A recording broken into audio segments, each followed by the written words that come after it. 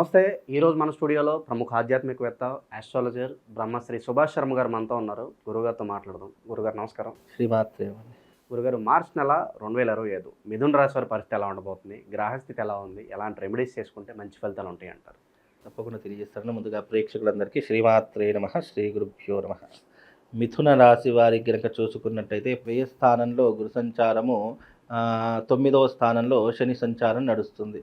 కనుక వీళ్ళకున్నటువంటి జాతక రీత్యా కనుక చూసుకున్నట్టయితే కొంతవరకు లాభంగా ఉంది, కొంతవరకు నష్టంగా ఉంది. అంటే మధ్యమ ఫలితాలు, మీడియం ఫలితాలు ఉంటాయి.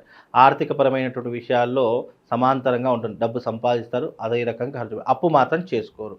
అలాగే వీళ్ళకు మానసిక పరిస్థితుల్లో కూడా చిన్న చిన్న ఇబ్బందులు వస్తాయి. కానీ దాన్ని తట్టుకునేటటువంటి శక్తి సామర్థ్యాలు ఆ భగవంతుడి దయ వల్ల చాలా పుష్కలంగా ఉంటూ ఉంటాయి. ఈ మిథున రాశి వారికి ఇప్పుడున్నటువంటి ఈ మార్చి నెలలో జన్మస్థానంలో కుజ సంచారం నడుస్తుంది. కుజుడి యొక్క కారణం చేత ఏమవుతుంది అని అంటే గనక కోపమావేశం విపరీతంగా వస్తుంది. చేయవలసినటువంటి పనిలో ప్రతి ఒక్క దాంట్లో చిరాకు పడుతూ ఉంటారు. అలాగే రాబోయేటటువంటి ఈ రోజుల్లో కూడా వాళ్లకు కొంతవరకు ప్రశాంతత లోపిస్తూ ఉంటుంది. పెద్దవాళ్ళ యొక్క సలహాలు సూచనలు పాటిస్తూ ఉంటారు. అయినప్పటికీ కూడా కొన్ని ఇబ్బందులు అవాంతరాలు ఎదుర్కొంటూ ఉంటారు. శత్రువులు విపరీతంగా పెరిగిపోతారు. ముఖ్యంగా ఈ మిథున రాశి వారికి ఈ మాసంలో శత్రువుల బెడద, శత్రువుల బాధ విపరీతంగా వస్తుంది. తద్వారా వీళ్లకు ప్రశాంతత కోల్పోతూ ఉంటారు. టెన్షన్స్ విపరీతంగా ఉంటూ ఉంటాయి. ఇంటికి వెళ్తే చిక్కులు చికాకులు, సరిగ్గా భోంచేద్దామంటే సమయం దొరకదు, సరిగ్గా కంటి నిండా నిద్రపోదామంటే కూడా సమయం దొరకదు. ఇలా ఎనలేనటువంటి కష్టాలు పడుతుంటారు. కానీ సాటిస్ఫాక్షన్ ఉండదు. ఆరోగ్య సమస్యలు కూడా ఆరోగ్య సమస్యలు కూడా విపరీతంగా ఉంటూ ఉంటాయి. ఎందుకంటే జన్మ జాతకంలో కుజుడు ఉన్నాడు కాబట్టి ఇప్పుడున్నటువంటి మాసంలో ఈ కుజుడి యొక్క కారణం చేత ఆరోగ్య భంగము, ధనము నష్టపోవడము, అయిన వాళ్ళతో దూరం ఏర్పడము, అలాగే శత్రువులు విపరీతంగా పెరిగిపోయేటటువంటి అవకాశాలు ఈ మిథున రాశి వారికి ఏర్పడుతుంటాయి. కనుక కాస్త జాగ్రత్తగా ఉండేటటువంటి ప్రయత్నం చేసుకోండి. ధన నష్టం అని చెప్పి మాట్లాడుకుంటున్నాం గురుగారు. కాస్త ఆర్థికంగా బలపడడానికి ఎంతకాలం పట్టవచ్చు అంటారు? ఇక్కడ ధన నష్టము అనే దానికి అర్థం ఏంటి అంటే కనుక నమ్మి డబ్బులిచ్చి మోసపోవడం, పెట్టుబడులు పెట్టి మోసపోవడం, బెట్టింగ్ లాడి మోసపోవడం, జూదమాడి మోసపోవడం, ఇలాంటివి చేయడం వల్ల ధన నష్టం ఏర్పడుతూ ఉంటుంది. ముఖ్యంగా ధనం నష్టపోతున్నాము అని అంటే కనుక వీళ్ళే చేసుకున్నారు, స్వయంకృత అపరాధం అని చెప్పుకోవచ్చు. కాబట్టి వీళ్ళే చేసుకుంటారు. కానీ అందులో కాస్త జాగ్రత్తగా ఉండే ప్రయత్నం చేయాలి. ఇప్పుడు ఉన్నటువంటి పరిస్థితుల్లో ఒక్క నెల ఓపిక పడితే రాబోయే సంవత్సరం అంతా కూడా చాలా గుడ్ న్యూస్ వింటారు. ఈ ఒక నెల, మార్చి నెల కాస్త ఓపికగా ఉండే ప్రయత్నం చేయండి. అనవసరంగా తొందరపడి నిర్ణయాలు తీసుకోకండి. వీలైనంత కోపం ఆవేశం తగ్గించుకునే ప్రయత్నం చేయండి. తల్లిదండ్రుల మీద దురుసుతనంతో ఎక్కువగా ప్రవర్తించకండి. తద్వారా మీరు నష్టపోయే అవకాశం ఉంటుంది. అలాగే పబ్బులు, పార్టీలు అని విపరీతంగా తిరుగుతూ ఉంటారు. అవి కొన్ని తగ్గించుకునే ప్రయత్నం చేయండి. జూదము, మద్యం లాంటివి తగ్గించుకునే ప్రయత్నం చేయండి. తద్వారా వీళ్ళకు కొంతవరకు మెరుగైనటువంటి ఫలితాలు ఏర్పడతాయండి. పెట్టుబడుల విషయాల్లో కూడా గురుగారు, ఎవరో ఏదో వచ్చి పలానా చేద్దాము, ఇన్వెస్ట్ చేద్దాము, పార్ట్నర్షిప్ అని చెప్పి మాట్లాడే అవకాశాలు కనిపిస్తున్నాయి అంటారా? అయితే ఇక్కడ ఈ యొక్క మిథున రాశి వారు ఏంటంటే పెట్టుబడులు అనేటటువంటివి చాలా తక్కువగా పెడుతూ ఉంటారు. ముఖ్యంగా వీళ్ళు ఎవరిని నమ్మరు. ఫస్ట్ ఆఫ్ ఆల్, ఒకవేళ నమ్మారు అని అంటే కనుక తప్పకుండా మోసపోయేటటువంటి అవకాశాలు ఎక్కువగా ఉంటాయి. కనుక వీలైనంత వరకు కొంచెం జాగ్రత్తగా ఉండే ప్రయత్నం. పెట్టుబడులు ఈ మాసంలో పెట్టకండి. మిథున రాశి వారు ఎప్పుడు పెట్టుబడులు పెడతారు అంటే మే కానీ జూన్లో కానీ పెట్టుబడులు పెట్టండి. ఈ మాసంలో పెట్టిన పెట్టుబడులు మీకు జీవితంలో తిరిగి రావు. అవి బూడిదలో పోసిన పన్నీరు అవుతుంది. కనుక కాస్త ఆలోచన చేసుకొని వ్యవహరించేటటువంటి ప్రయత్నం చేసుకోండి. ఇక విద్యార్థుల పరిస్థితి గురుగారు, విదేశాలకు ఎవరైతే వెళ్ళాలనుకుంటున్నారో మంచి రిజల్ట్స్ ఉండబోతున్నాయి? విద్యార్థులకు ఈ మాసంలో కొంతవరకు మెరుగైనటువంటి ఫలితాలని చెప్పుకోవచ్చు.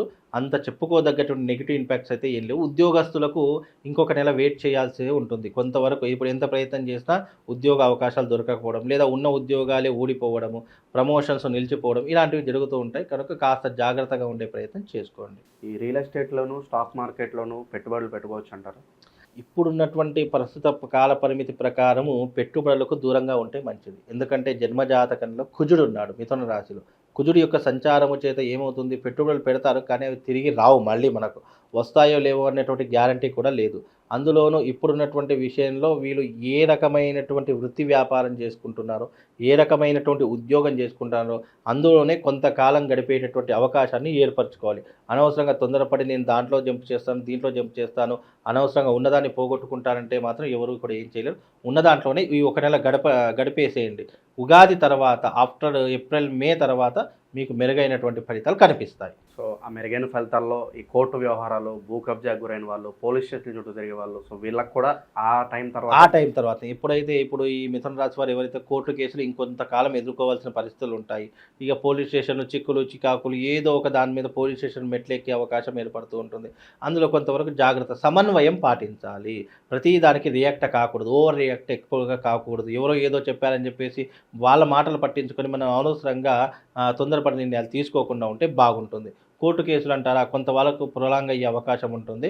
అది ఒక కొలిక్కి రావాలి. దానికి ఒక సమయం పాటిస్తే కనుక అది ఒక విషయానికి కొలిక్కి వస్తుంది. అప్పటి వరకు కొంతవరకు ఓపిక పడితే చాలా మంచిదండి. గురుగారు ఇంకా మెరుగైన ఫలితాలు పొందడానికి ఈ రాశి వారికి మంచి రెమెడీస్ ఏదైనా ఉంటే తెలియజేయండి గురుగారు.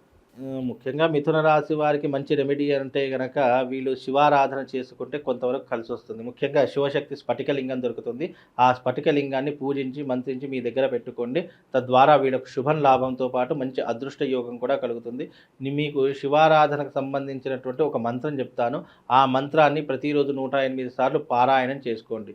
ఓం హర శంభో మహాదేవ విశ్వేశ అమరవల్లభ శివశంకర సర్వాత్మన్ నీలకంఠ నమోస్తుతే అనేటటువంటి ఆ దివ్యమైనటువంటి మంత్రాన్ని మీరు చదువుకోండి.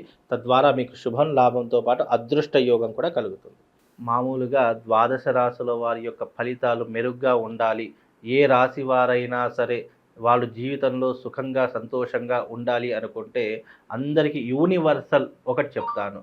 అంటే ఆ యూనివర్సల్ యొక్క ప్రభావం ఎలా ఉంటుంది పరిహారం అంటే ఎవరైనా చేసుకోవచ్చు. జాతకం దారిద్ర్యంగా ఉన్నా, నీచంగా ఉన్నా, మీ జాతకంలో ఏదైనా ఇబ్బందులు ఉన్న ఆర్థిక పరంగా కానీ, లేదు కోర్టు సమస్యల వల్ల కానివ్వండి, లేదు వైవాహిక జీవితంలో కానివ్వండి, లేదా మీకు శత్రువుల బెడద విపరీతంగా పెరిగిపోతుంది అని అనుకున్నటువంటి వాళ్ళకి యూనివర్సల్గా ఒక పరిహారం చెప్తాను. అదేంటంటే శివశక్తి స్ఫటికలింగాన్ని పూజించడం. చాలామంది అడుగుతున్నారు, గురుగారు శివశక్తి స్ఫటికలింగం మాకు ఎక్కడ దొరకట్లేదండి, మాకు అది ఎన్నిసార్లు ప్రయత్నం చేసినా ఎవరు కూడా లేదంటున్నారు అని చెప్పి చాలామంది అంటున్నారు.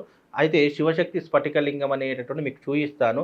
అది తప్పకుండా మీ ఇంట్లో పెట్టుకొని ప్రతిరోజు బ్రహ్మ ముహూర్తంలో లేచి దానికి పూజ చేసుకునే ప్రయత్నం. పూజ అంటే ఏం లేదండి, చెంబుడి నీళ్లు తీసుకోండి. దాంట్లో ఆ నీటిలో ఒక రావి ఆకు, అలాగే ఒక మారేడు పత్రి, అలాగే ఒక తులసి దళం, మన ఈ యొక్క వేపాకు, ఈ 3 కూడా వేసుకునే ప్రయత్నం చేయండి. వేపాకు, మారేడు పత్రి, రావి ఆకు, ఈ 3 వేసుకొని ఆ నీటితో శివుడికి అభిషేకం చెయ్యండి.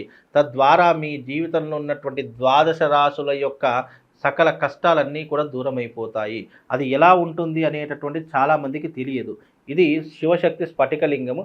పైన శ్రీచక్ర ఆకారంతో ఉన్నటువంటి ఈ శివలింగము ప్రత్యేకంగా తయారు చేయించడం జరుగుతుంది. కనుక మీకు ఎవరికైనా జాతకంలో ఇబ్బందులున్నా, గ్రహస్థితి బాగా లేకపోయినా, గురువుగారు మా జీవితంలో చాలా ఇబ్బందులు ఉన్నాయి, ఆర్థిక పరంగా ఇబ్బందులు పడుతున్నాము అని అనుకున్న ప్రతి ఒక్కరు కూడా ఈ శివలింగాన్ని పూజించండి. కేవలం ద్వాదశ రాశుల వారే కాదు, ఎవరైనా సరే ఈ శివశక్తి లింగాన్ని కనుక పూజిస్తే మీ జీవితంలో ఉన్నటువంటి అరిష్టాలు దూరం అవుతాయి, మీ ఇంట్లో ఉన్నటువంటి నెగిటివ్ ఎనర్జీ దూరం అయిపోతుంది. కనుక ఈ శివశక్తి లింగాన్ని పూజించండి, మీ జన్మ ధన్యమవుతుంది. శ్రీమాత్రే నమః. శ్రీ గురుభ్యో నమః.